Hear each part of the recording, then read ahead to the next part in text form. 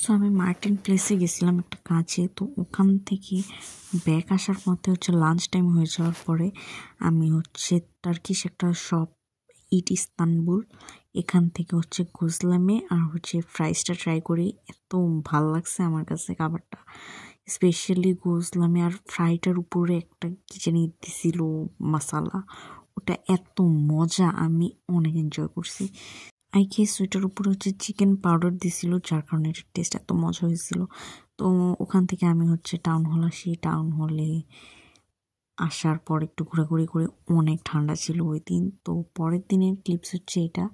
So পরের দিন হচ্ছে অনেক সুন্দর রোদ ছিল আর ওয়েদারটা ভালো ছিল, একটু সানি ছিল দেখে একটু বেটার লাগতেছিল।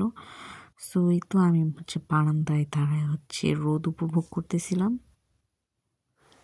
দেন রোদ উপভোগ করা শেষ টেস করে হচ্ছে আমার কেমন জানি একটা ক্রেভিং হইলো যে আমি আইসক্রিম খাবো। সো বিকালবেলা হচ্ছে আমি আইসক্রিমের ডাব্বা বের করে হচ্ছে ভ্যানিলা ফ্লেভারের এই আইসক্রিমটা অনেক মজা ছিল, এটা খেয়ে ফেলছি।